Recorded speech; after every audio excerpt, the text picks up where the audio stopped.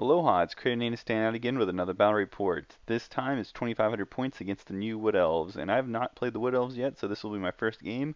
I'm going against a player who's played Wood Elves for I believe quite a while, but this will be probably one of her, first games, not her first, but I'm sure one of her first games with the new Codex or whatever Army book, and we'll see how it goes. I think she's trying out a bunch of new things, so we'll see how she likes the new feel of the Wood Elves too.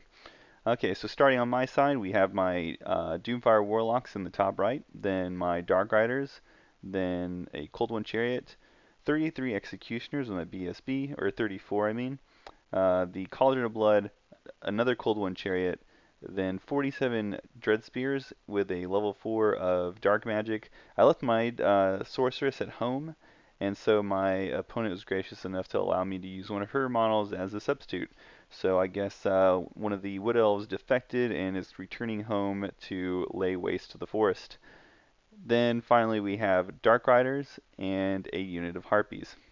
And here's a better picture of my Doomfire Warlocks on the right flank. Across from them are some Glade Guard, and then in the reserve is some Glade Riders. And then we have another unit of Glade Guard with level 4, the Warhawk Riders, a unit of Dryads, another unit of Dryads with a Branch Wraith, and as you can see, another unit of Glade Riders in reserve. And Scouts, I have 2 units of Shade that I put over here. And then we go into Vanguard moves, as you can see here. And then my last Vanguard moves on the far left. And then we jump into Wood Elves turn 1. Alright, so my opponent has 2 units in ambush, which means she's going to have a lot less drops than I will, and so she's going to get the bonus, and she gets the first turn. So her first opening moves are to move her Warhawks on my far right flank where I can't see her, and she moves all her blocks forward. Now she has half of them being combat oriented and some shooting. I'm guessing she's moving the shooting elements forward so that she has more space to flee if I start to charge her. Now what's about to come up is how I'm going to start formatting the magic phase of my game. So first I'll show you how much dice were generated, and then I'll go through and talk about or show which spells are cast. And then after that I'll show you what those spells did. Dwellers Below killed 3 of my Dark Riders over here. It was the only unit in range, and then we go in the shooting phase. Now I was very careful to make sure that all my units that I think that she would have shot at were in cover, and so I didn't take too many casualties, as you can see in both these pictures. This is what the board looks like at the beginning of Dark Elf turn 1. I don't have any charges to declare. I can't see anything or it's an inch too far. I move the Executioners forward first, then I move my Doomfire Warlocks over to try to counter these Eagles, and I aim my Chariot towards them, not thinking about future turns. Here's the center now supporting the Executioners, and then I move a whole bunch of stuff over here to really just mess with the Dryads. And this is what the board looks like overall before we go into Magic. So we roll up the dice, and as you can see here, this is what we get. Now I really want to get rid of those Warhawks, so I'm probably going to throw a Doombolt, but first I'll throw that 1 dice at a Chillwind. It doesn't work out for me, but I still have the Doombolt for the Warlocks, but unfortunately that doesn't work out too well for me either. So this is where the Warhawks are after I failed to cast the spell. Okay, and so we go into the shooting phase, and all these units, the Shades and the Dark Riders, really focus fire on this unit of Glade Guard, and I kill quite a bit. But they pass their break test, and we go into Wood Elves turn 2. So at the beginning of Wood Elves turn 2, we have all my chaff being cleared out of the way. She's declaring all the charges to make them flee, and she creates some space for her Dryads to get into combat with my Dread Spears. On the other side, she has her other unit of Dryads slam into my Executioners. This is definitely suicidal, but I think she just wants to see what they can do now that they're in blocks. Meanwhile, her first set of ambushers come on board to pick on my Shades. In the Magic phase, my opponent does find herself with an advantage with dice, but her Dryads are locked into combat with the 2 units she probably wants to target the most, and she has a lot of direct damage and magic missiles, which isn't very helpful. So she does get Fiery Convocation off on the Shades, kills 2, shoots into them, only kills 1, so it's not ideal at all. These guys take aim at the Chariot, and with poison they're able to do 2 wounds, so that's not too bad. And I think the Warhawk Riders kill off a single Harpy. Alright, so we go into the combat phase, and the Dryads come in and actually win combat, and then I get really nervous because I fail the first leadership check. I'm barely in range of my reroll, so I go ahead and take that. Pass, thankfully. And over here, the Executioners demolish the Dryad. So it wasn't very close at all. I didn't expect it to be. But yeah, so I'm pushing forward. There are quite a few charges in Dark Elf turn 2. I have a side charge here with my Executioners, but I fail it. My Chariot charges in the flank of the Dryads. Hopefully this will tip the battle into my favor this round. And then my Shades, both units charge into the Glade Riders. So we go to the Dark Elf Magic phase, and really my priority is to get rid of the Fiery Convocation because it's actually on my Shade unit that has my Assassin, and I don't want him to die before he even shows up. So that's my goal, and as you can see, that's how it played out. In the shooting phase, I kill more of these Glade Guard.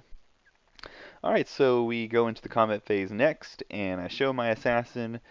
Everything strikes at the same time, and at the end of it, my assassin goes 4 to 4, killing some Glade Riders, but then he gets killed by 2 horse kicks, which is so infuriating to have an assassin with weapon skill 9 die to horses, but whatever. He dies all the time, but I like using him because he's cool. I overrun, I pursue, I don't catch them, but I do run into his general. So at the end of the day, I lose an assassin, but I'm in a pretty good position, so I can't complain too much. Okay, and then we go over to the left flank to deal with the Dryads versus the Dread Spears, and we go through the motions, and I end up killing a bunch of them. She needs double ones, and she actually makes it, so I'm going to be tied up for another turn here. Alright, so we go into Wood Elf turn 3. She brings on her second unit of ambushers. She's going to move them into those top right corner trees. The magic phase unfolds like this, but again, she has magic missiles and direct damage, and she's not in a position where she has a lot of good choices.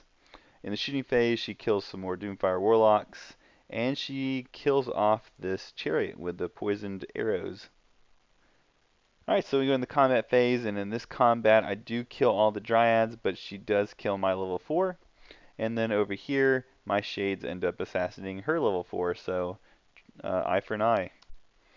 In my turn, I declare a charge the Executioners into his last block of infantry. My Harpies charge the birds for the heck of it. My Shades try to run down the Glade Riders, but I fail. And then my Cauldron turns around to face the Warhawks. I don't know why. And then my Warlocks move from here to here, and I get ready to cast a Doombolt. So we go into the magic phase, and the dice is as you can see here. I do go for a level, huge level Doombolt. I get it off irresistibly, but then I roll like pathetically low for the number of hits. I actually only kill 4, so they pass their leadership check. The Harpies get wiped, and then we go into the combat with the Executioners. Alright, so we go into that combat, and we get into a challenge with my BSB versus her Lord. Um, they ended up Simo killing each other. It brought up an interesting thing about whether you could actually win a challenge if both of the challengers die. But in the end, it didn't matter because all the executioners killed the rest of the guard, and we overran, and that was pretty much the game. We do play turn 4, but it's more or less just her taking some pot shots. She doesn't even really move. I run my Cauldron into the Warhawks, shoot the last of some of those Glade Riders. Then I ask if she just wants to call it, and she agrees, and we pack up. So I'm going to let the rest of these pictures go through, and then I'll just talk a little bit before I end the video. Alright, so the big thing I want to reveal that I deliberately withheld from everybody at the beginning of the video is that unfortunately there was a giant points deficit in this game, and I did not catch this until I was adding up all the points for this battle report because I put them on the screen for you guys to see how the game's progressing, and it occurred to me as I was adding up the army list that there was a big difference in points. I was playing 2500, she was playing 2000. Now I don't know if that was a miscommunication between us and we were agreeing to play different points levels, and that's an unfortunate. Or maybe she knew we were going to play 2500 points, pulled out a list thinking it was 2500 points, but unfortunately it was 2000 points. Looking at the game, it's very apparent that there is kind of a discrepancy between our points, but at the time I didn't notice. I kind of figured, I guess, that all their bows cost a lot of points. because I mean I didn't know anything about the points cost for any of her units. So it's kind of unfortunate. It probably played a huge role in why the game was such a lopsided game, and I am very sorry to not only my opponent but to all of you who, if you watched all this, were treated to not a very close game but a lopsided game. So moving past that, the other thing I would like to talk about is how much dryads absolutely suck. I'm the type of person that has faith that any unit can be used, and even I am struggling to see the purpose of the dryads. They're a little too expensive to just bring in mass. Um, Putting them in horde is not very reasonable because they're not terribly offensive and they're not very defensive either. So putting them in a big bus isn't, to me, a viable use for them. So I don't know. I'm really struggling to see what their role is in the game. She threw him against the Executioners, of course, not a good idea. But she even threw him against the Spearmen, and they're just not that great. They're not going to chew through my Spearmen, and they're not going to hold up against my Spearmen in the long run. Because I think point for point, I might be outnumbering her. I didn't look in the codex, the army book, but I'm pretty sure that's the case. So I don't know. Again, I'm the type of player that is willing to use anything. I use models just because I like the way they look, even if they're not optimal. But even I would draw a line to on this one because I just don't think that dryads are that good. But again, I'm not a wood elf player, so maybe I just don't uh, see the role clear enough. So I hope you enjoyed this. I'm sorry that it was lopsided. I'm sorry that there was a discrepancy. But again, I hope you enjoyed it. I do appreciate everybody's likes, comments, and subscriptions. And I hope to have another video up here pretty soon. So thank you for watching.